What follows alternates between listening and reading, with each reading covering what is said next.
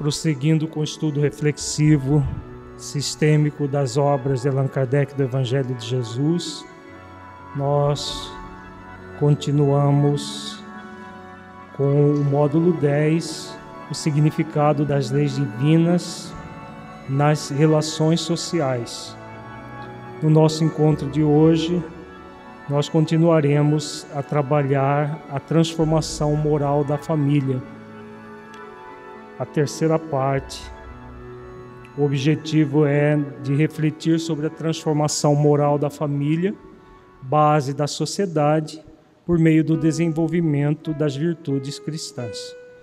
Nós já trabalhamos a família de um modo geral.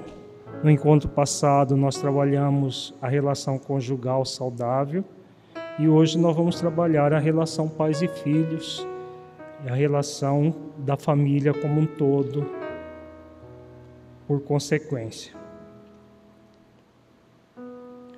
Antes, vamos meditar sobre a transformação moral da sociedade terrestre. Vamos fechar os olhos. Entre em contato com você mesmo em essência, buscando sentir-se um espírito imortal, filho de Deus, aprendiz da vida, que traz um convite consciencial de trabalhar pela sua transformação moral, para auxiliar na transformação moral do planeta em que vivemos, a começar de sua família. Você tem desenvolvido ações para aprimorar o seu relacionamento familiar com seus filhos, seus pais, seus irmãos? Como tem sido as suas ações nesse aspecto? Deixe os seus pensamentos e sentimentos fluírem, evitando qualquer mascaramento num processo de auto-engano. Seja verdadeiro, verdadeira com você, analisando-se com autenticidade.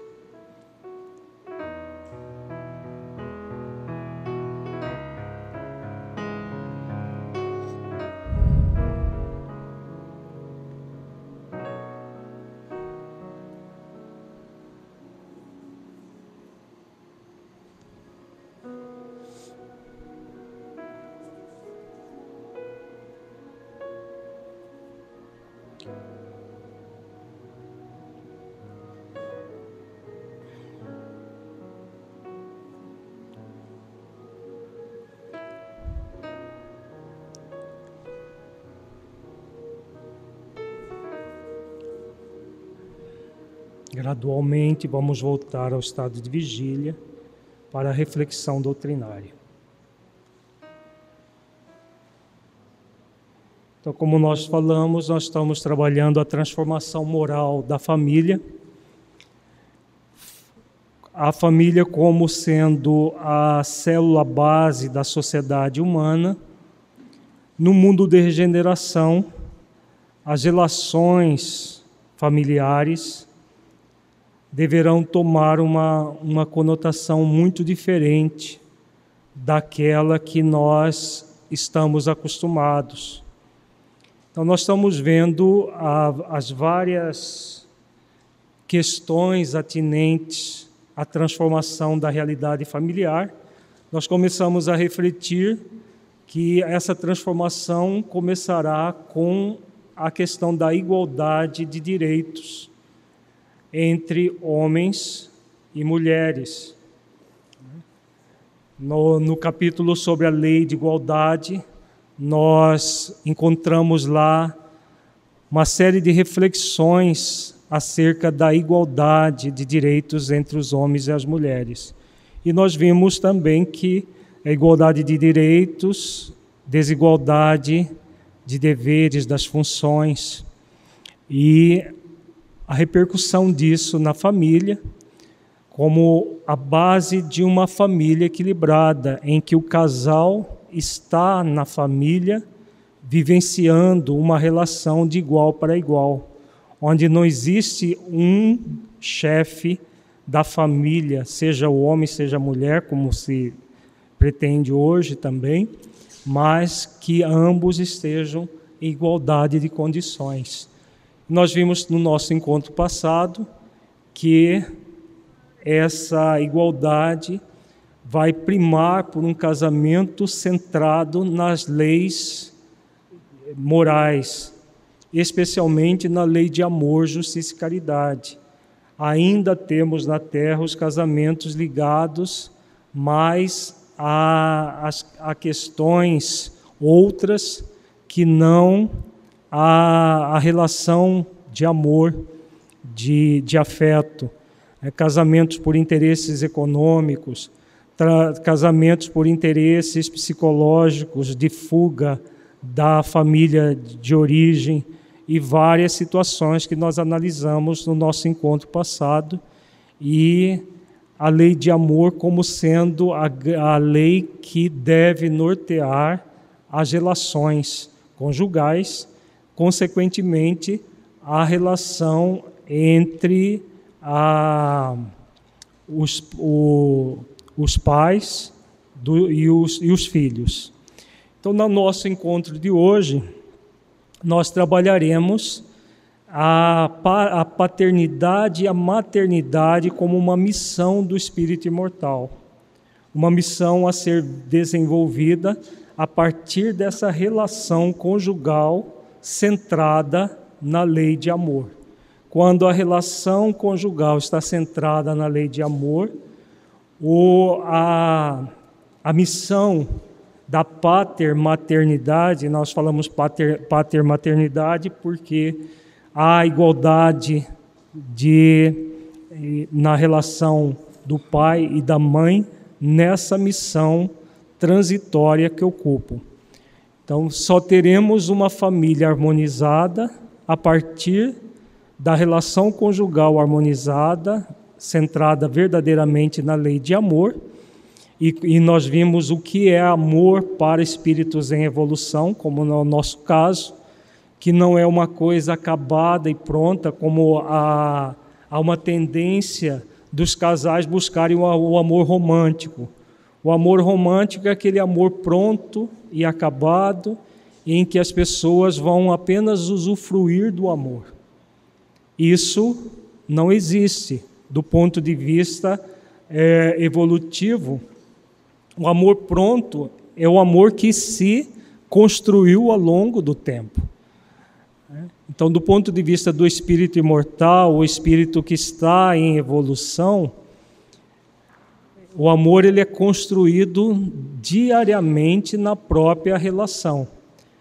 Quando o casal se dispõe a cultivar a lei de amor, o casamento vai ser um instrumento de equilíbrio, de saúde do relacionamento. Quando o casal não se dispõe a exercitar a lei de amor, o casamento passa a ser uma fonte de doença relacional e, claro, que vai culminar com a doença dos próprios cônjuges. Então, nós vimos no nosso encontro passado a repercussão disso tudo na dissolução do casamento, que ainda é próprio de sociedades que ainda não se centraram nas leis divinas, como é a nossa no planeta de expiações e provas. Acontece que a Terra está se candidatando já a se transformar num planeta de regeneração. Nós estamos vivendo talvez o final da chamada grande transição planetária, da Terra mudando de planeta de expiações e provas para mundo de regeneração. E no mundo de regeneração, a família vai pedir cada vez mais de todos aqueles componentes da família o exercício da lei de amor. É disso que nós vamos tratar na noite de hoje. Não basta a relação conjugal harmonizada, construída na relação de amor constante, no exercício constante da lei dentro da família. Isso vai repercutir na relação paternal e maternal, que por sua vez vai repercutir na relação dos filhos com seus próprios pais, como nós vamos ver muito claramente nas perguntas do Livro dos Espíritos, que estudaremos hoje. E, claro, se repercute na relação pater-materna, vai repercutir também na relação entre os irmãos, na relação fraternal, que vai ser espelho sempre da relação dos próprios pais. Se a relação conjugal é uma relação desamorosa, a tendência da relação filhos-pais também é ser desamorosa, com raras exceções, e entre os irmãos também de ser uma relação doentia, uma relação disfuncional. O que nós vamos trabalhar é aquilo que é o modelo ideal. Muitos podem objetar, mas a família que nós temos aí não é nada disso. Realmente, a família que nós temos no planeta de expiações e provas é muito aquém da família que existe no mundo de regeneração. Mas a proposta dos benfeitores, quando nos legaram as obras básicas, especialmente o Livro dos Espíritos, foi traçar exatamente as bases dessa sociedade ideal. A sociedade possível de nós construirmos a partir dos valores cristãos. Porque se nós partirmos do pressuposto que a família não é possível de ser saudável, porque nós vivemos num mundo de pessoas ainda doentes, nós estamos partindo do pressuposto que não é possível vivenciar as virtudes cristãs, tanto individual quanto coletivamente. Por isso que o Livro dos Espíritos trata de todos os problemas humanos e trata-os de uma forma verdadeiramente cristã, para que nós, com base nos valores cristãos, estabeleçamos as nossas relações, tanto individuais quanto coletivas. Então, com base nesse preâmbulo que fizemos, uma síntese desses encontros anteriores, nós vamos lá para a questão 582 do Livro dos Espíritos, que Allan Kardec faz uma pergunta muito significativa aos benfeitores: pode-se considerar como missão a paternidade? E aí, gente, qual seria a resposta? É uma missão? É uma missão lato sensu ou stricto sensu? Lato sensu ou stricto sensu? Lato sensu. Qual é a diferença, Mateus, de lato sensu para stricto sensu? Foi a Ariane que falou, então, qual é a diferença, Ariane? Lato sensu, stricto sensu é o missionário, que é o espírito evoluído, um espírito superior, quando reencarna, ele tem uma missão do ponto de vista estrito da palavra. Então, aquele que já evoluiu, já tem uma bagagem e aí nasce para ser um missionário, que é o caso de Allan Kardec. São pouquíssimas pessoas que estão nesse rol da missão stricto sensu. Da missão lato sensu, todos nós temos uma missão do ponto de vista amplo. Que missão é essa? Todos nós somos missionários do ponto de vista amplo, não do ponto de vista estrito. Qual é a missão que nós temos? A missão de nos aproximarmos de Deus, está lá na questão 115 do Livro dos Espíritos. Nós somos criados simples e ignorantes e temos um compromisso consciencial, que é de conhecer a verdade para nos aproximarmos de Deus. Então, dentro do ponto de vista amplo, lá no lato sensu, todos nós somos missionários.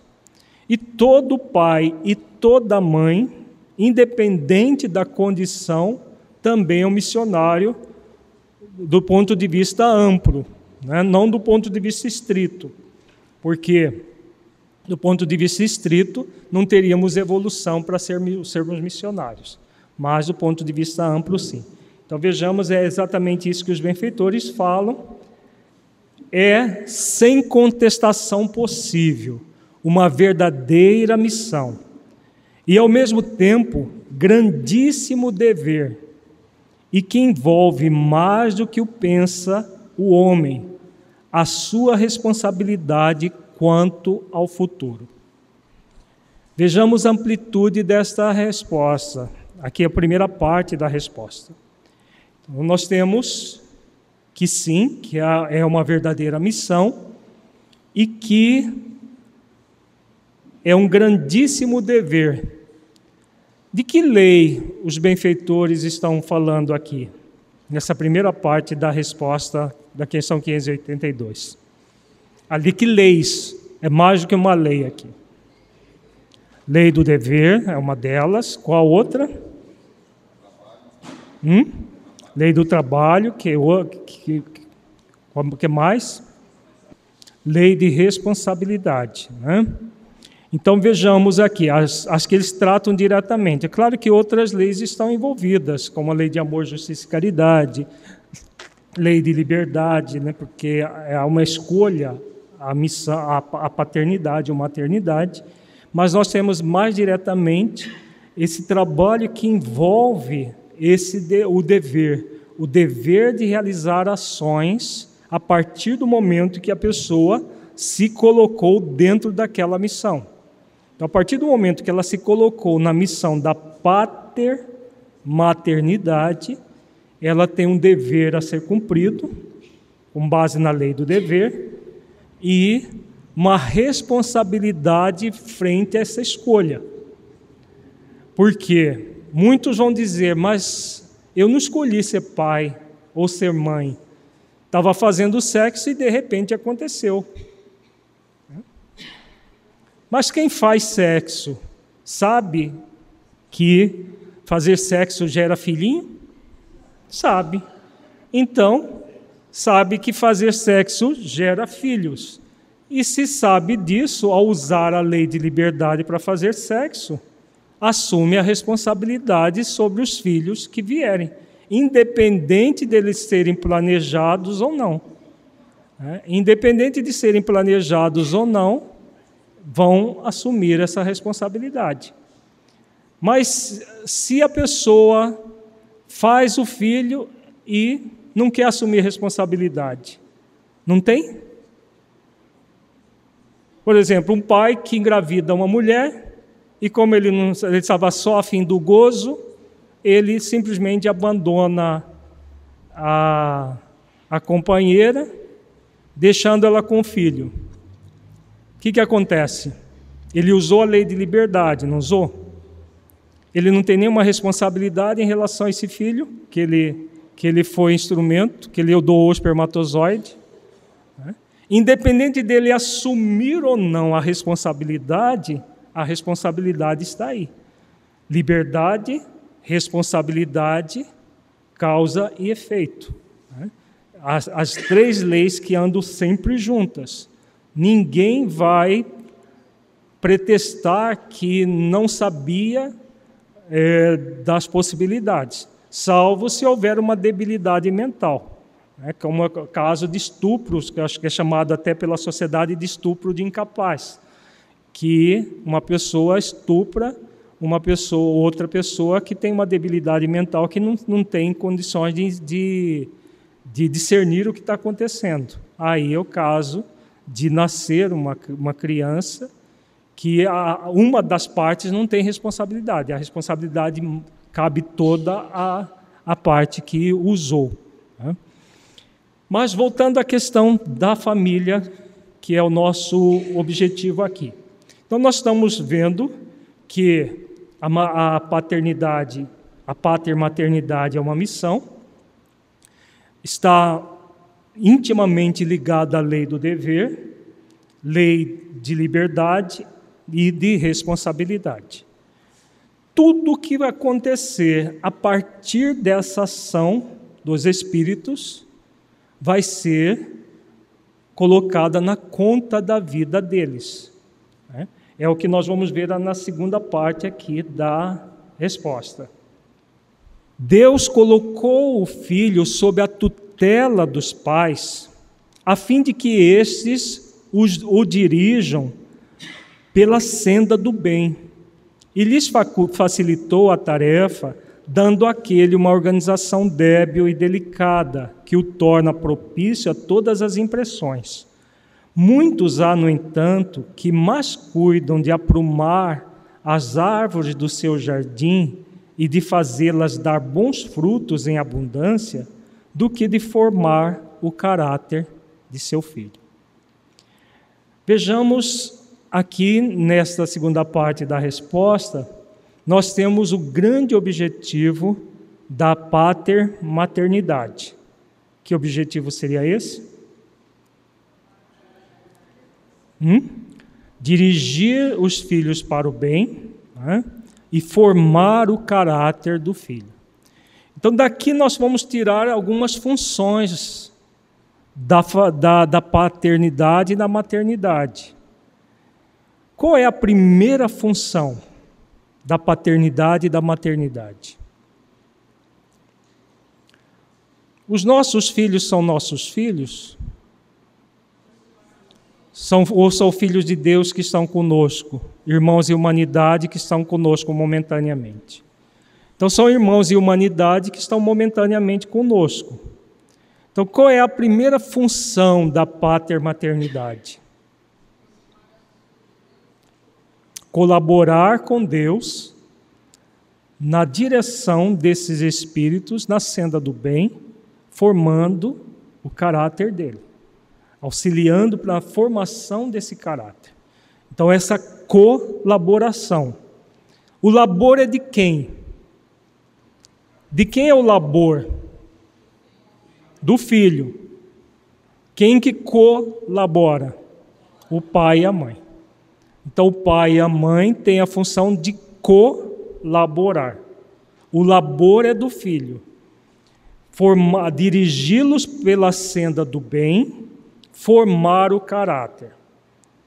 A partir daí, nós temos duas outras funções importantíssimas na pater-maternidade. A primeira é a colaboração. Nós vamos receber como filhos, irmãos e humanidade, para colaborar com eles. Então, nós temos direção pela senda do bem e a formação do caráter. Dá origem a duas outras funções na relação pater-materna. Quais seriam essas? O pessoal aí da área de família deve saber de cor e salteado. São duas funções importantíssimas que nós tiramos aqui do Livro dos Espíritos. Função diretiva. Não, antes da sugestiva, tem outra. Orientativa. São 4 funções: colaborativa, diretiva, orientativa e sugestiva. Sugestiva é filhos adultos. Então, para dirigir os filhos para o bem e formar o caráter, os pais vão, além da função colaborativa, vão ter a função de direcionar os seus filhos. Eles têm um compromisso consciencial com base na lei, nas leis que nós acabamos de ver, lei de liberdade, do dever, de responsabilidade, de direcionar os seus filhos pela senda do bem. Essa direção vai começar onde? Quando? Desde o instante da concepção. As pesquisas modernas em relação à psicologia infantil têm demonstrado que a criança, desde o ventre materno, ela é suscetível de perceber aquilo que ela capta dos pais, especialmente da mãe, mas também do seu pai. Então ela capta se há um ambiente amoroso naquele lar, se não há, se há um movimento voltado ao bem, se não há. Tudo isso ela capta desde do ventre materno. Depois do nascimento, todo o processo de direcionamento vai se ampliando, e em toda a primeira infância, o grande objetivo da relação paterno-materna nessa fase é de dirigir os filhos pela senda do bem. Por isso a função diretiva. A criança pede ações concretas na direção do bem. A partir do final da primeira infância, mais ou menos em torno de 6, 7, 8 anos, já começa a função orientativa, que é baseada em valores mais abstratos, em situações mais abstratas que necessitam do diálogo mais elaborado, que é a fase do formar o caráter do filho.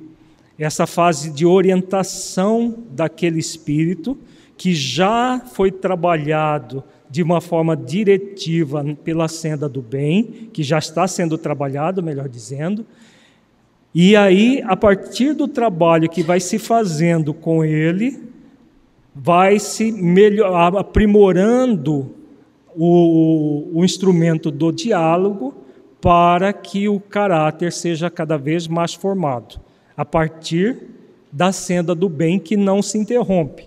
Então, na segunda infância, nós vamos ter a função diretiva somada à orientativa. O diálogo mais elaborado favorece essa formação do caráter, em que nós vamos fazer esforços para exercitar as virtudes no ambiente familiar, cumprindo as leis, desenvolvendo as virtudes. Claro que só vai acontecer se os próprios pais estiverem nesse movimento também virtuoso. Na adolescência, inverte-se. A predominância é da orientação e a direção passa a segundo plano, porque o direcionamento que era mais, como o próprio termo já indica, diretivo, para dirigir exatamente aquele espírito para uma determinada situação, ele já recebeu todas essas impressões. E como já recebeu todas essas impressões, agora ele vai ser mais orientado e nesse direcionamento, porque ele já tem uma capacidade quase que plena de abstrair, de formar os conceitos, de saber o que é amoroso, justo e caridoso, daquilo que não é amoroso, justo e caridoso. Então, as leis divinas vão sendo trabalhadas no diálogo com os filhos, orientando na formação do seu caráter. Na vida adulta, que hoje é em torno aí já de 20, 21, 22 anos, a adolescência está cada vez ampliando um pouco mais, começa a função sugestiva, que é sugerir a manutenção da senda do bem e do caráter que já deve ter sido formado. Porque muitos pais, na vida adulta, despertam para a formação do caráter do filho, mas na vida adulta já não é mais possível formar o caráter. É possível reformar alguma coisa daquilo que já foi muitas vezes deformado e não formado, mas formar o caráter não é possível. Então, o tempo de realização é principalmente primeira infância, segunda infância e adolescência. Na vida adulta, cabe aos pais continuar colaborando, mas a colaboração vai ser de sugerir pontos para que haja o direcionamento para o bem sempre e a formação do caráter. E aqui o benfeitor que deu essa resposta coloca uma coisa muito interessante. Muitos há, no entanto, que mais cuidam de aprumar as árvores do seu jardim e de fazê-las dar bons frutos em abundância do que de formar o caráter de seu filho. Isso é bem próprio do século XIX. Hoje, a maioria das casas não tem mais jardim nem árvores no quintal. Algumas ainda têm, mas a grande maioria não tem. Mas hoje poderíamos dizer, muitos cuidam mais das páginas dos seus Facebooks, do Instagram e dos encontros com os amigos, das festividades, do que de formar o caráter dos seus filhos. Porque nós estamos vivendo numa sociedade em que, como diz a mentora Joana de Ângeles, há muitos órfãos de pais vivos. São os órfãos de pais vivos porque são aqueles que estão cuidando de outras coisas, deixando de lado a grande responsabilidade que é ser pai e ser mãe. Porque a partir do momento que houve uma opção pela paternidade e maternidade, e essa opção ela se dá nas famílias estruturadas em que momento? Em que momento que se dá a opção da paternidade, da patermaternidade? A fala do Mateus é muito interessante. Vamos trazer para todo mundo, o pessoal da internet acompanhar também. Mateus está dizendo que as pessoas esquecem do planejamento, isso é uma verdade, esquecem dos detalhes do planejamento. Mas, intuitivamente, os casais que se unem por um compromisso prévio, não daquilo que nós trabalhamos no nosso encontro anterior, em que a lei de amor é primazia e não encontros fortuitos, simplesmente por questões outras, em que impera o interesse pessoal e não a lei de amor. Nesse tipo de casamento, a programação é feita antes de haver a encarnação. Antes daquele casal encarnar, já há uma programação dos filhos, dos espíritos que eles receberão como filhos. Não se dá de uma forma fortuita. Por isso que, em casamentos bem estruturados, bem orientados, o casal já tem uma ideia intuitiva de quantos filhos deverão ter. E o que acontece muitas vezes? Por uma questão de pragmatismo materialista, que é muito comum hoje em dia. Foge ao compromisso. De que forma que pode se fugir nessa área? Hoje está na moda casais ficarem sem filhos, sem nenhum problema fisiológico, nada que justifique ficarem sem filhos. Por quê? Porque vão poder gozar mais, vão poder viajar, vão poder fazer tudo que um casal sem filhos pode fazer. E a missão da patermaternidade é colocada em segundo plano. Outros têm filho, mas assumiram o compromisso, por exemplo, com 3 ou 4. Um só basta, porque dá muito trabalho cuidar de filhos. Mas intuitivamente sabem que é um pouco diferente disso. Podemos? Podemos. Mas os compromissos assumidos, eles vão ficando para trás. E, como nós estamos vendo aqui, é uma responsabilidade, há um dever relacionado a isso. Então, aquilo que nós vimos no nosso encontro passado, a questão do interesse pessoal, que tem muito a ver com a relação conjugal, também acaba respingando na relação pais e filhos. Muitas das questões que poderiam ser vividas de uma forma mais equilibrada, mais harmonizada, não são exatamente por causa dos interesses materiais e não dos interesses espirituais. Acontece que nós somos espíritos imortais, não é? E não seres materiais. Então, é aquela questão, tudo nos é lícito, como ensinou o apóstolo Paulo, mas nem tudo nos convém. Continuemos aqui com a resposta.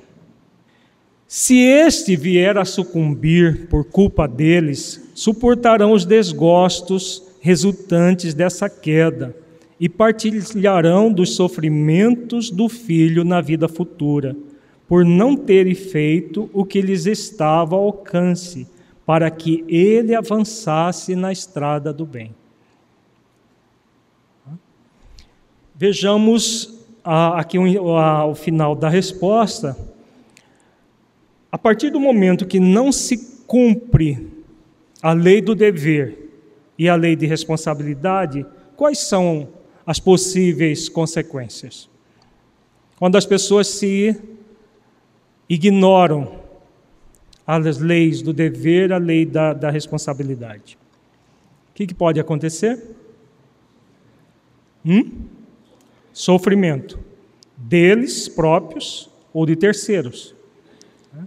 Por exemplo, essa questão que nós acabamos de ver. Se um casal assume compromisso com 3 espíritos e barra a possibilidade de 2 deles virem, o que acontece com os 2 que não vieram? Eles não vão ter obstaculizados a oportunidade de evoluir? Esse obstáculo vai para conta da vida de quem? Dos pais. Se esses pais agem com negligência e permitem a reencarnação, mas depois não querem assumir o compromisso e os filhos sofrem as consequências disso, de quem é a responsabilidade? Dos pais. Quais são as possíveis consequências? Sofrimento dos filhos, que vão repercutir nos pais. Então vejamos, é aquela questão, né? Se correr o bicho pega, se ficar o bicho come. Porque muitos não querem ter filhos porque filho dá trabalho. Ou querem ter um filho só, ou 2, e deixar os outros na saudade. É possível, pela lei de liberdade? Sim. Agora, se nós trouxermos as leis divinas e nós, como espíritos imortais, qual é o convite da vida? Deixar os deveres para as próximas existências? Não, dá muito trabalho ter filho, realmente dá trabalho, né? Mas a missão para espíritos em evolução é uma coisa simples? Praticar uma missão para espíritos em evolução é uma coisa simples, fácil? É sempre trabalhosa, porque para espíritos já evoluídos, uma missão não é uma tarefa complicada, mas normalmente esses mais evoluídos recebem missões gigantescas que nós não teríamos condições mínimas de fazer, né? As missões que nós temos é sempre aquilo que é possível. Porque hoje, dificilmente um casal vai planejar 12 filhos, 18 filhos, como era até pouco tempo atrás, né? Hoje já se planeja, claro, antes de encarnar, você não vai planejar 12, 18 filhos, que eram a quantidade que se planejava, porque a mortalidade infantil era muito alta, porque havia trabalho braçal muito grande a ser feito, e as famílias precisavam ser numerosas exatamente por isso. Hoje o mundo mudou, os planejamentos mudaram também antes de encarnar. Só que o que está acontecendo no mundo hoje? Que é um mundo em transição, que nós estamos sendo convidados a modificar isso para criar um mundo de regeneração. O que mais gera impacto hoje e faz o nosso mundo estar assim, ainda bastante doentio? O egoísmo, o interesse pessoal. Então, o egoísmo que gera esse interesse pessoal, em que a pessoa ela pensa primeiro em si, segundo em si, terceiro em si. Se sobrar alguma coisa, vai para os filhos. Se não tiver filhos, melhor ainda, porque é só eu e o esposo para cuidar. Como que decide quantos filhos nós vamos ter? E isso é feito no planejamento antes da encarnação acontecer, com mentores espirituais que conhecem as nossas necessidades, sabem de todo o compromisso que nós temos com outras almas, e aí, em comum acordo conosco, seja pela anuência nossa ou pela participação direta, vai depender do nível evolutivo que estivermos, e dos filhos também, isso é programado. Então, nós não é assim que a gente chega aqui, eu vou ter 1, 2. Intuitivamente, se a pessoa buscar a intuição, ela vai saber aquele planejamento, não os detalhes do planejamento, tá? Mas ela vai saber que existe um plano para ela, para o seu cônjuge e para os filhos que vêm em comum, né? Então, essa decisão, Ana Beatriz, ela acontece antes da encarnação. É uma programação de vida. Nós estamos falando de famílias médias, estruturadas, não é claro que isso é uma regra geral para as famílias estruturadas. Nem todas funcionam assim, né? Aquelas uniões simplesmente para gozo sexual não funciona dessa forma. Existem reencarnações que não são programadas. Existe tudo isso, mas nós estamos falando na família nuclear, a família que trata o livro dos Espíritos, que é a família que vai imperar na terra regenerada. Essa família que prima pelo equilíbrio, pela harmonia, e que todo o trabalho é feito não em cima do interesse pessoal, mas no desinteresse pessoal. Deu para perceber a diferença entre uma coisa e outra? Heitor, você tem pergunta? Uma boa pergunta do Heitor. Relacionada à lei de reprodução. Nós vamos trabalhar isso a partir dos 2 últimos encontros desse módulo. Utilizar de meios anticoncepcionais é equivocado nessa questão? Não. Não dentro de um planejamento familiar. Tá? Porque não há necessidade, se deixar simplesmente pelas questões biológicas, vai ter um filho atrás do outro. Não há necessidade disso. Como era antigamente, as mulheres tinham 12, 18 filhos. Então era 1 por ano. Era 1 por ano, cada período fértil. Depois da gestação já vinha outro, pelas questões da vida naquela época. O que é equivocado é o bloqueio total da reprodução. Aí é um desequilíbrio. Por quê? Vamos supor que o casal tenha ideia de que existe uma programação. Isso é válido não só para casais espíritas.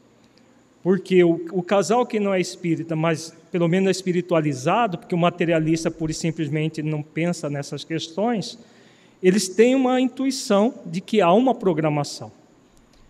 E decide por haver só um. Em vez de 3, por exemplo, que está na ideia, que está intuitivamente, decide apenas por 1. Aí é um equívoco grave. Porque 2 espíritos vão ficar... vão postergar a sua oportunidade evolutiva, pode vir por outros pais, mas é toda uma reprogramação, tudo vai ser necessário ser rearranjado, e demora o tempo e tudo mais, e todo o prejuízo para esses 2 espíritos vai para a conta do casal. Agora, ter um filho hoje, daqui a 3, 4 anos outro, daqui a 3, 4 anos outro, nenhum problema. E aí o uso de anticoncepcional nesse aspecto também não há nenhum problema. Ficou claro? Que a questão é estar dentro da lei divina ou não. A anticoncepcional não é contrária à lei divina, diferente do aborto, por exemplo. O aborto é totalmente contrário. Mas a anticoncepção, que é o movimento só de você impedir que o óvulo seja fecundado, está dentro das leis divinas da programação do uso do livre-arbítrio. O problema não é o uso do livre-arbítrio, é o abuso do livre-arbítrio. Quando nós entramos com o interesse pessoal em primeira instância e colocamos o interesse do outro no segundo plano, se é que colocamos, que às vezes nem no segundo plano está, aí que é o problema, né? Que aí não está se planejando, está se obstaculizando a reprodução. E no Livro dos Espíritos é muito claro que a obstaculização da reprodução é um grande erro. Tem pergunta, Mateus? Então, há uma boa pergunta. Do Mateus, vou reproduzir para o pessoal da internet. No caso de um casal que um tem a intuição de ter 3 filhos, o outro não se interessa por isso, ou quer só um. E nós começamos o nosso encontro de hoje falando que a relação pais e filhos equilibrada só acontecerá se houver uma relação conjugal equilibrada. Então, nós estamos partindo da ideia de que nós estamos avaliando sempre as questões do ponto de vista do espírito imortal. Porque se nós entrarmos em questões materialistas, de que de que vai ser mais caro, de que vai ser isso, vai ser aquilo, isso é tudo próprio de uma abordagem materialista, em que o que importa é o interesse pessoal, são as questões materiais. O casal que está realmente primando pela reflexão à luz das leis divinas, primeiro vão se acertar entre eles. Concorda, Mateus? Se não houver um acerto entre eles amoroso, a própria relação de pater-maternidade vai ser uma relação conflituosa. Porque a relação pater-materna só vai ser harmoniosa se houver uma harmonia primeiro entre o casal. Então, eles são convidados a refletirem essas questões à luz das leis divinas, dentro de uma ideia centrada no espírito imortal. Somente assim é que eles vão encontrar um consenso daquilo que é melhor. Por quê? Nós estamos falando em planejamentos definidos antes de encarnar. O livro Missionários da Luz, de André Luiz, nos capítulos que trata da reencarnação de Segismundo, tem toda uma série de reflexões acerca de como funciona isso nas famílias medianas, famílias estruturadas, centradas nas leis divinas. Não é uma coisa fortuita. Então, tudo isso é feito um planejamento prévio dos anjos de guarda de cada cônjuge, de anjos de guarda dos espíritos que renascerão. Lá no Missionários da Luz fala da reencarnação do Segismundo, que estava sendo obstaculizada pelo próprio pai, e todo o trabalho que foi feito para evitar esse obstáculo. Então, tudo isso tem uma razão de ser. Se nós pensarmos como espíritos imortais, vamos ser intuídos, vamos ser trabalhados pelos benfeitores dentro das nossas necessidades, como espíritos imortais, e não do nosso comodismo do ponto de vista material. Aí é aquilo que nós estamos trabalhando desses encontros sobre família. É uma visão diferente de família? Sim, sem sombra de dúvida. É uma visão diferente porque é uma visão focada na lei de amor, justiça e caridade em primeiro lugar. A lei de amor, justiça e caridade, a faceta caridade, a dimensão caridade, que é a que se baseia no profundo desinteresse pessoal. Quando nós estamos focados no desinteresse pessoal, nós abrimos mão de determinadas questões nossas em prol de um todo. Nesse caso, é um prol da família como um todo. O esposo, o pai, a mãe, né? Esposa, pais e mães, e os filhos em comum. Ficou claro isso, gente? Está ficando claro a questão? Porque muitos vão poder objetar no sentido de que, mas isso tudo é muito ideal, tudo muito bonito, porque na prática as coisas não funcionam assim. Realmente, nós vivemos numa sociedade doente, disfuncional, porque nós nos recusamos a cumprir as leis divinas. Nós nos recusamos a exercitar as virtudes cristãs.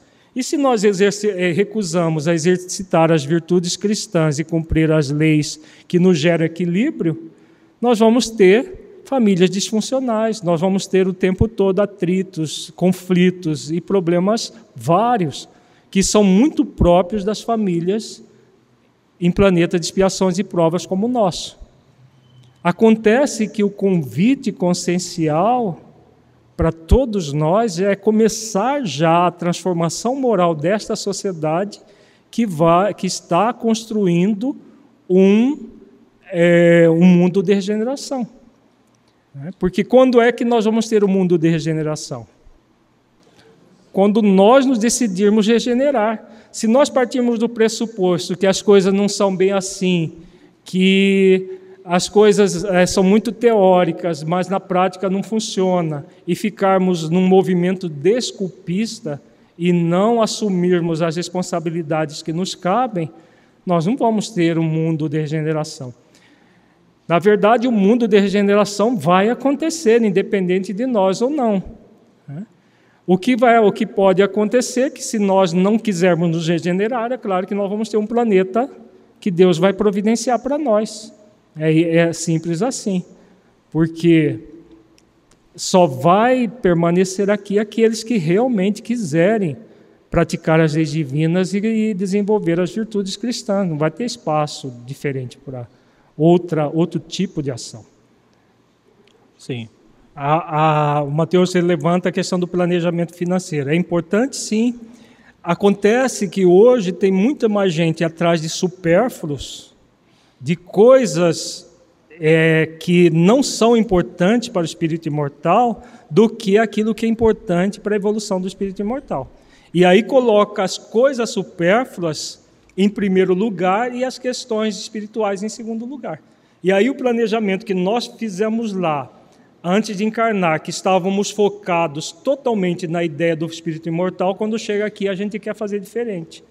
É lícito que nós façamos, mas não convém, porque nós vamos criar problemas conscienciais muito graves fazendo isso. Então, tudo deve ser planejado e refletido, mas sempre com base no espírito imortal. Porque é o que a metáfora propõe, sacrificar um pouco as questões externas para vivenciar as questões internas, do que ficar cuidando das externas em detrimento das internas do espírito imortal. Quer falar, Ariane, por favor? No caso de adoção de filhos, se há um planejamento no caso da adoção. Pode ser que em casos específicos, sim. Nesse caso, no caso das adoções, o que mais impera, Ariane? É o planejamento original ou um replanejamento com base na lei de amor? É um replanejamento com base na lei de amor. Porque ninguém reencarna para abandonar filhos. Mas não acontece de haver abandono de filhos? E quando alguém pega um filho abandonado e o trata como se fosse o seu verdadeiro filho, o que houve aí? Um planejamento ou um replanejamento? Um replanejamento. Porque Deus vai cuidar de todos os seus filhos. E aí Deus providencia uma nova família para aquele seu filho, para que ele tenha sofra o menos possível. E aí o que vai imperar é a prática da lei de amor, em que um casal que não tem uma ligação direta com aquele espírito passa a ter a partir daquela decisão. A decisão é de passar a ter uma ligação direta, que não necessariamente foi planejada previamente na dimensão espiritual, porque senão houve o planejamento de um abandono. é inadmissível a gente pensar que houve um planejamento de um abandono para que um casal, um terceiro casal, viesse a adotar uma criança, né? Pode ser que em algumas exceções, existem romances espíritas, nós lembramos o caso da Célia, no livro 50 anos depois, que ela recebe o Ciro para cuidar num processo em que houve até um sequestro de uma criança. Mas ali são exceções à regra. Casos desse tipo são exceções à regra.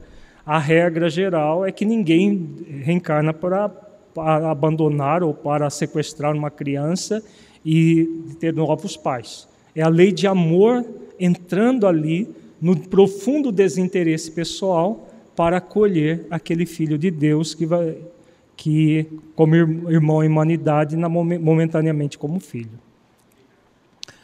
No caso de uma mulher que fez o aborto no início do casamento e depois não teve mais filhos, se pode adotar ou cuidar de crianças sempre, né? Porque é aquilo que nós acabamos de falar. A lei de amor é lei de amor. Não importa quando esse amor vai ser feito, vai ser realizado. Se houve um ato de desamor passado por um aborto, vamos partir do pressuposto que é um aborto provocado, não um aborto espontâneo, e houve um arrependimento posterior, por que não? Sempre é tempo de se praticar ações amorosas, justas e caridosas, porque somente assim é que nós vamos reparar qualquer débito passado. E se o aborto for espontâneo, vamos partir do pressuposto também que ele possa ter sido espontâneo, existem razões de ser para esse tipo de aborto. E aí a própria adoção funciona como um mecanismo em que a pessoa oferece para a vida, nesta existência, aquilo que ela tirou no passado em outras existências. Porque não necessariamente que o erro foi cometido nesta existência, pode ter sido num passado espiritual, que produz os chamados abortos espontâneos. Existe sempre uma causa e um efeito. Quando nós escolhemos por praticar a lei do amor, nós estamos produzindo novas causas que produzirão novos efeitos. Se a lei do amor funciona quando casais se unem, quando um já tem filhos, sim. Se o outro adotar os filhos do cônjuge como os seus do ponto de vista amoroso, que bom, né? Forma-se famílias com...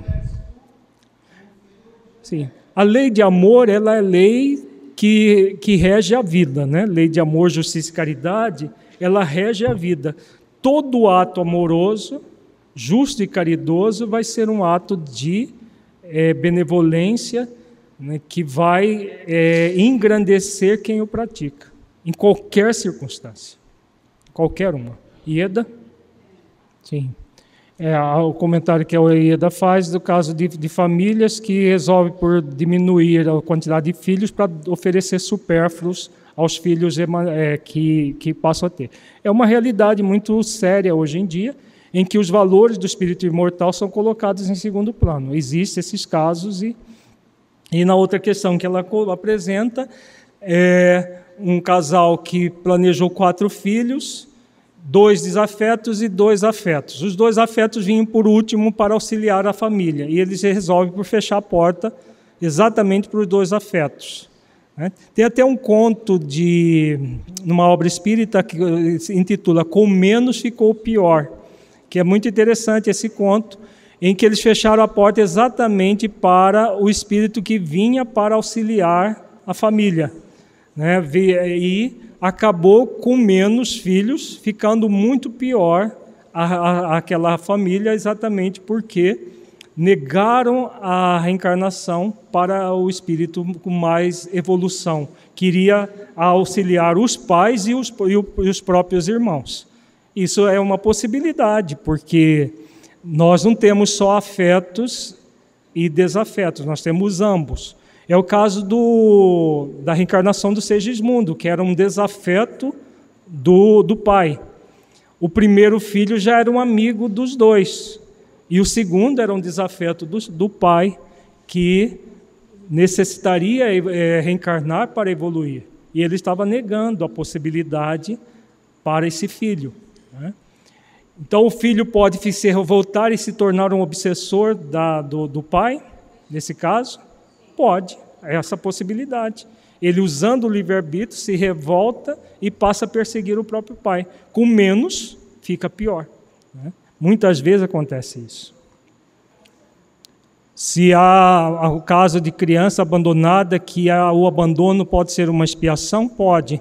É aquela questão, é o que Jesus mesmo coloca, é necessário que haja escândalos, mas ai daqueles por quem o escândalo veio. Se existem pessoas que são focadas nas questões materiais da vida e com possibilidades de terem filhos e abandoná-los, é claro que esses filhos abandonados, eles não são inocentes perante as leis, né? Há uma possibilidade grande de abandono, então vão renascer ali espíritos que também abandonaram, espíritos que vão necessitar de um processo expiatório também naquela situação. Então, porque a lei divina, ela é sábia, amorosa, justa, caridosa, então jamais vai permitir que um espírito passe por nada que não esteja na conta da vida dele, né? Salvo um missionário por excelência, que é o caso de Jesus, que não passou por experiências que tinha dívida. Ao contrário, fez tudo isso por um sublime amor à humanidade, fez tudo o que ele fez, né? Vamos para a questão 583. São responsáveis os pais pelo transviamento de um filho que envereda pelo caminho do mal, apesar dos cuidados que lhe dispensaram? Pais responsáveis, justos, caridosos, amorosos, vão ser responsáveis pelo transviamento do filho que enveredou por caminho dificultoso? Com certeza não, né? Seria injusto se fosse para conta da vida deles. Não. Porém, quanto piores forem as propensões do filho, tanto mais pesada é a tarefa e tanto maior o mérito dos pais se conseguirem desviá-lo do mau caminho. Então, vejamos que a resposta é muito clara, mas ela traz uma responsabilidade aos pais. Será que os nossos filhos são filhos por acaso? O trevozinho que nasce no nosso lar é trevozinho por acaso? É? Não. O trevozinho que nasceu no nosso lar, nós fomos cúmplices deles em muitos crimes. Nós fomos vitimizadores deles em situações outras, né? E podemos ter certeza que toda essa pendência que ele tem para o mal, de alguma maneira, os pais têm alguma coisa a ver com aquilo. Porque essa tarefa mais pesada, porque para uns filhos amorosos, justos e caridosos, e para outros trevozinhos? Porque este casal aqui tem na conta da vida algo a ver com aqueles espíritos, enquanto que estes já construíram uma relação favorável com esses espíritos que vêm como filho. Agora, a tarefa dos pais, essa missão, vai gerar maior mérito se eles conseguirem fazer com que aquele espírito enverede pelo caminho do bem, pela formação do seu caráter, né? Agora vejamos a pergunta A. Se um filho se torna homem de bem, não obstante a negligência ou os maus exemplos de seus pais, tiram estes daí algum proveito? Agora é a situação contrária. Pais negligentes que têm filhos que passam a ser exemplo para os pais, que passam a ser pessoas de bem. Os pais vão ter mérito do bem que aquele espírito passou a cultivar? Tem? Eles agiram com negligência. Tem mérito? Não, não é possível. Se eles tivessem mérito, estaria contrário à lei. Que lei? Lei de justiça. É exatamente o que eles respondem. Deus é justo. A justiça divina é feita de amor, de caridade, jamais de conivência com o erro, jamais de conivência com o mal. Então, jamais o mérito de um filho de pais negligentes vai ser dos pais. O mérito é total do filho que sobreparou aquele ambiente injusto. Agora nós estudaremos um texto de Santo Agostinho, extraído de parte do item 9 do capítulo 14 do Evangelho segundo o Espiritismo, que aborda a missão da paternidade. Ó espíritas, compreendei agora o grande papel da humanidade. Compreendei que quando produzis um corpo, a alma que nele encarna vem do espaço para progredir. Inteirai-vos dos vossos deveres e ponde todo o vosso amor em aproximar de Deus essa alma. Tal a missão que vos está confiada e cuja recompensa recebereis, se fielmente a cumprirdes. Olha que bonita essa fala de Santo Agostinho. De que ele está falando aqui, sobretudo, gente? O que é o ambiente familiar? O que é a missão da paternidade e da maternidade? Exatamente, de conduzir aquele espírito imortal para Deus. É o que nós estamos falando, né? Desde todos esses encontros sobre família. O grande dever, a grande função da família é receber esse espírito que vem do espaço, essa alma, ele diz, a alma que vem do espaço para progredir. Estava na dimensão espiritual e reencarna numa família para progredir. Se nós obstaculizamos isso num planejamento mal conduzido, nós estamos impedindo que essa alma venha do espaço para progredir. É claro que esse impedimento vai ser momentâneo, porque as leis de Deus não vão ficar submetidas à nossa displicência. Vai ser transitório. Mas enquanto perdurar, todo o mal que advier dessa recusa em fazer o bem vai para a conta de quem? Daqueles que estão impedindo isso de acontecer. Uma vez que o Espírito já veio, já está encarnado, e os pais negligenciam a sua educação, não faz o esforço de aproximar de Deus esse Espírito, o que está acontecendo também? Também um obstáculo que é transitório, mas um grande obstáculo desses deveres que nós temos. Então, esse é o grande dever. Observar as coisas do ponto de vista do espírito imortal é sempre observar eu dentro da encarnação e eu na relação com outros espíritos que estão vinculados comigo nessa encarnação.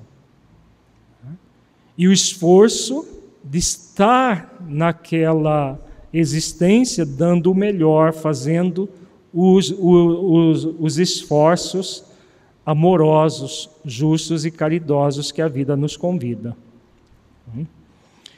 Agindo assim, é como diz o mentor aqui, há uma recompensa que nós vamos receber conforme os nossos esforços, se fielmente cumprirmos com essa missão.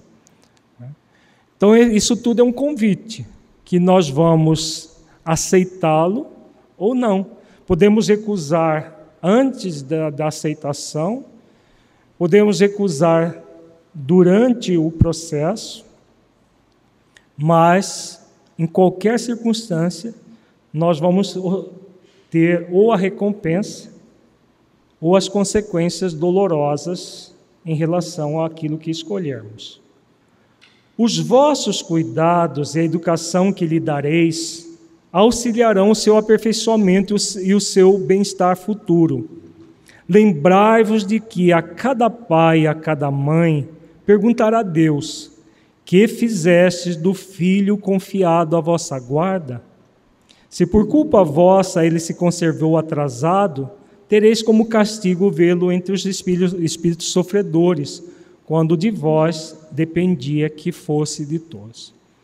Vamos refletir aqui, claro que tem a linguagem do século XIX, culpa, castigo, mas aqui o benfeitor está falando apenas das consequências dos nossos atos, mas aqui ele traz uma pergunta muito significativa.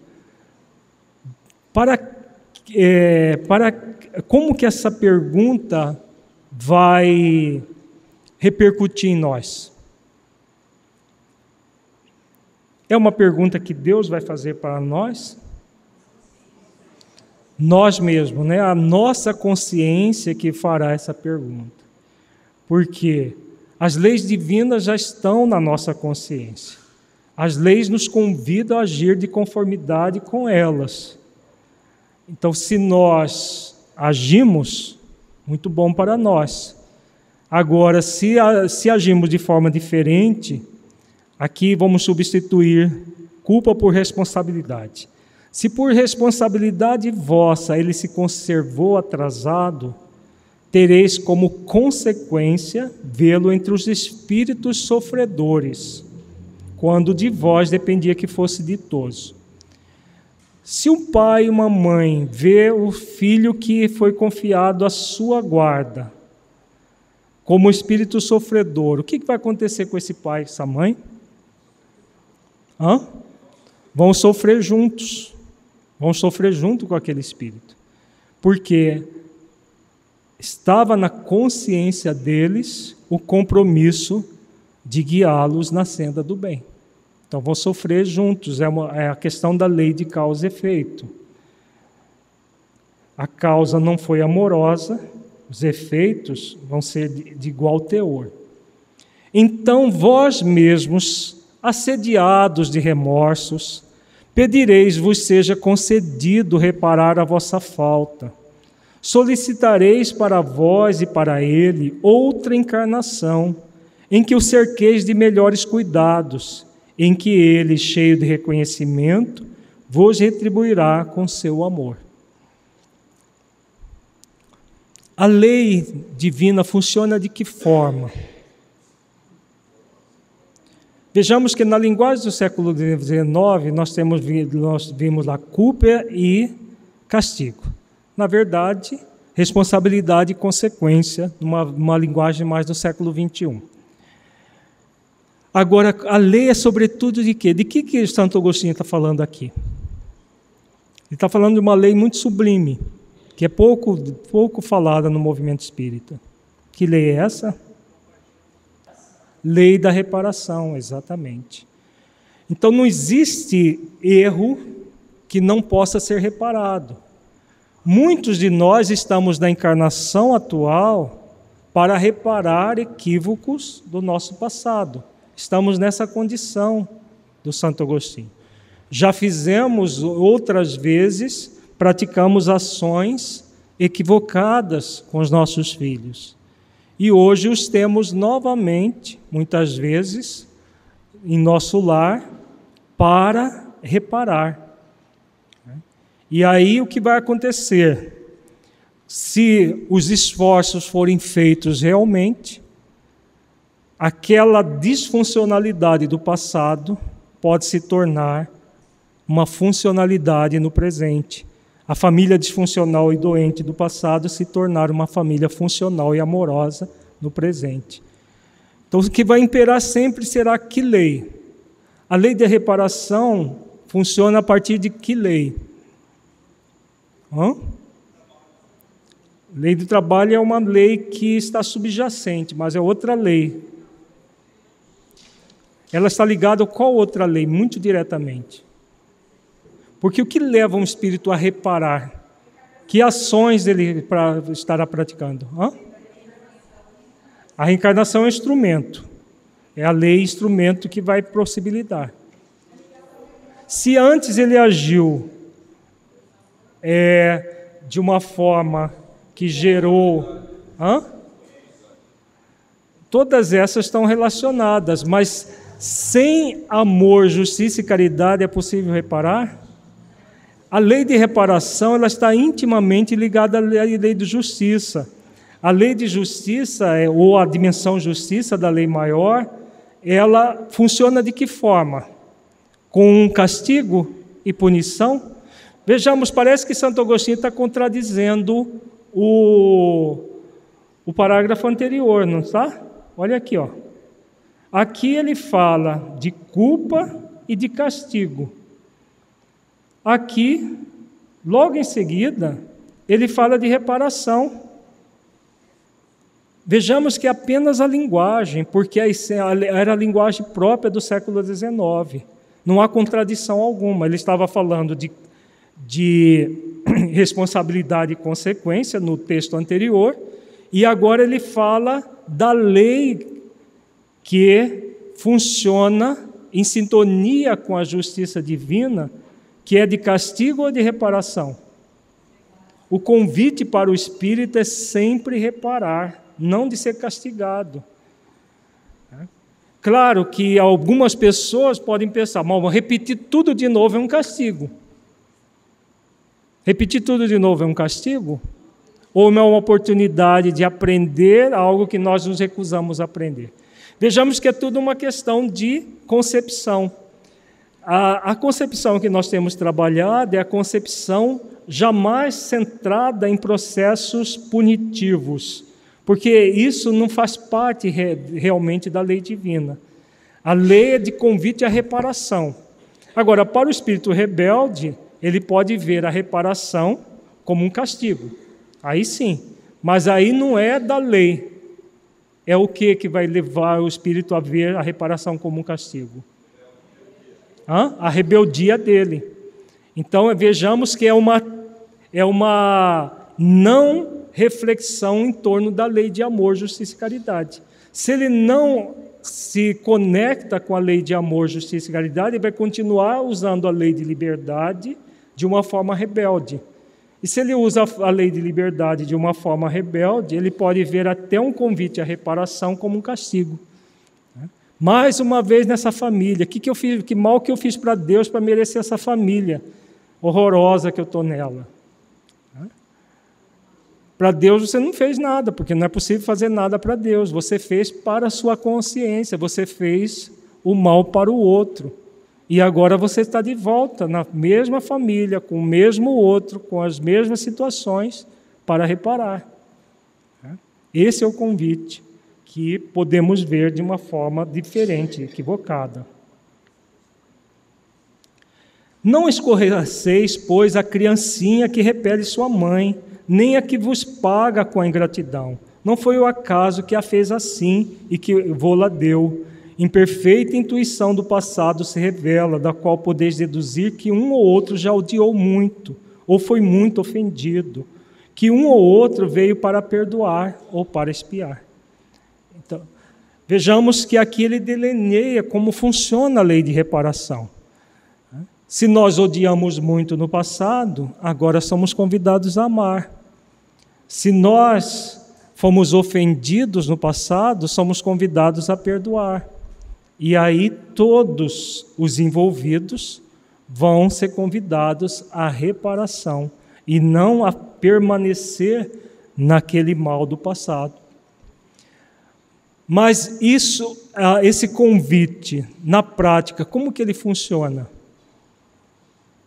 Ele dá dica como funciona. Por que as famílias são muito disfuncionais no nosso mundo?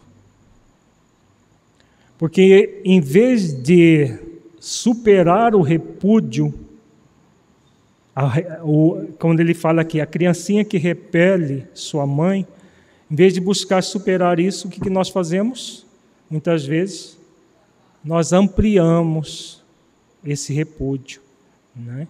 E aí permanecemos no ódio do passado, permanecemos na ofensa do passado, em vez de perdoar e expiar, que é o convite do presente. Vamos só terminar aqui o texto de Santo Agostinho. Mães, abraçai o filho que vos dá desgostos e dizei convosco mesmas, um de nós dois é culpado. Podemos substituir a palavra culpado por responsável. Um de nós dois é responsável. Fazei-vos merecedoras dos gozos divinos que Deus conjugou à maternidade, ensinando aos vossos filhos que eles estão na terra para se aperfeiçoar, amar e bendizer. Mas, muitos dentre vós, em vez de eliminar por meio da educação os maus princípios inatos de existências anteriores, entretêm e desenvolvem esses princípios. Por uma culposa fraqueza ou por descuido, e mais tarde o vosso coração, ulcerado pela ingratidão dos vossos filhos, será para vós, já nesta vida, um começo de expiação. Então, bonito, né, a fala de Santo Agostinho. Ensinar aos vossos filhos que eles estão na terra para se aperfeiçoar, amar e bendizer. É aquilo que nós vimos no início do encontro de hoje. A grande missão da pater-maternidade. Colaborar com Deus para que o irmão em humanidade, momentaneamente filho, possa se aperfeiçoar, amar e bendizer. Direcionando ele na primeira infância, primeira e segunda infância, depois conduzindo o filho, já orientando ações para formar o seu caráter na segunda infância em diante, continuando a direcioná-lo para o bem, para que, em vez de ele fortalecer os princípios das existências anteriores, ele, pela nova educação, pela educação amorosa, ele possa formar novos princípios, formar um novo caráter. Esse é o convite de todo pai, de toda mãe. A tarefa não é tão difícil quanto vos possa parecer. Não exige o saber do mundo. Pode desempenhá-la assim o ignorante como o sábio. E o Espiritismo lhe facilita o desempenho, dando a conhecer a causa das imperfeições da alma humana. E que o Santo Agostinho está falando aqui, gente? Ele está falando de um fenômeno muito comum que gera todos os problemas do ser humano, com ele mesmo, com a família, com a sociedade. Que problema é esse? Preguiça moral, né? Não é isso que ele está falando aqui? A tarefa não é tão difícil quanto vos possa parecer. Com preguiça, as tarefas, quaisquer que elas sejam, não se tornam muito difíceis. Mas o que nós temos aprendido? Que as coisas são difíceis ou elas são trabalhosas? São trabalhosas. Uma família harmonizada, com certeza, é bastante trabalhosa. Não é difícil. Só vai ser difícil se nós estivermos cultuando a preguiça moral. Por isso ele diz, pode desempenhá-la o ignorante como o sábio. Não precisa cursar psicologia para poder educar bem os filhos. Tanto o ignorante que ele fala não é uma pessoa ignorante do ponto de vista moral, é ignorante do ponto de vista das ciências. Todos podem, se quiser, exercitar as leis divinas. Desde pequenina a criança manifesta os instintos bons ou maus que traz da sua existência anterior. A estudá-los deve os pais aplicar-se. Todos os males se originam do egoísmo e do orgulho. Espreitem, pois, os pais os menores indícios reveladores do germe de tais vícios e cuide de combatê-los, sem esperar que lancem raízes profundas. Esse parágrafo nós vamos deixar para o nosso próximo encontro, porque aqui ele coloca questões muito significativas que vale a pena nós aprofundarmos. que são as raízes dos males das famílias, o egoísmo e o orgulho. Nós vamos fazer a nossa avaliação reflexiva. Vamos fechar os olhos.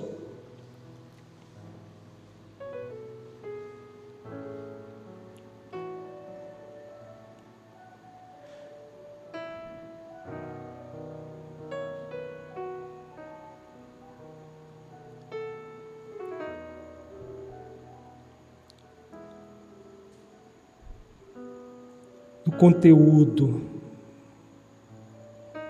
que você estudou nesse encontro, alguma coisa que você possa aplicar na sua vida?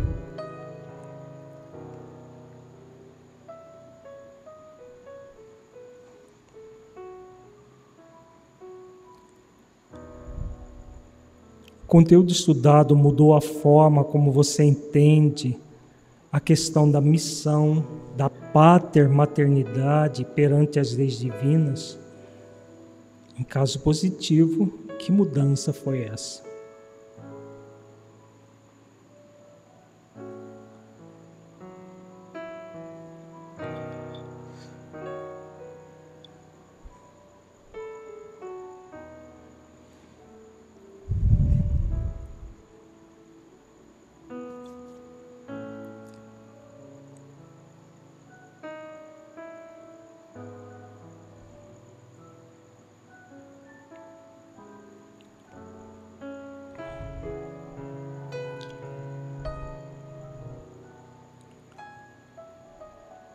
Neste encontro, refletimos sobre a transformação moral da família, especificamente da missão da pater-maternidade, de modo a instituirmos mudanças na base da sociedade terrestre, em sintonia com a lei de amor, justiça e caridade, para que a Terra se transforme em planeta de regeneração, no qual as famílias disfuncionais serão coisas do passado.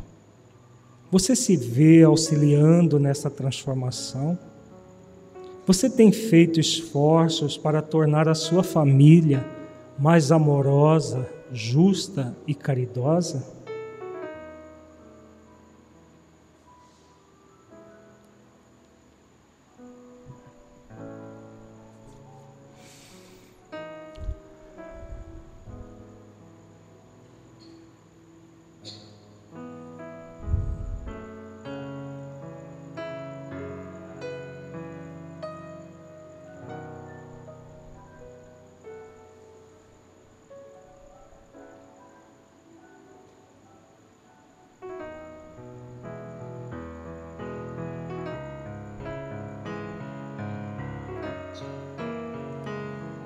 Sinta-se agora um espírito imortal, que traz em si mesmo a determinação divina de evoluir até a perfeição relativa, pelo conhecimento pleno e cumprimento das leis divinas, pela prática das virtudes e pela busca da unidade com Deus. Mergulhe profundamente nessa verdade espiritual. Sinta, veja-se cumprindo as leis divinas e desenvolvendo todas as virtudes essenciais da vida ao longo do tempo, sentindo plenamente o objetivo pelo qual você está reencarnado, dádiva para que você conquiste a perfeição.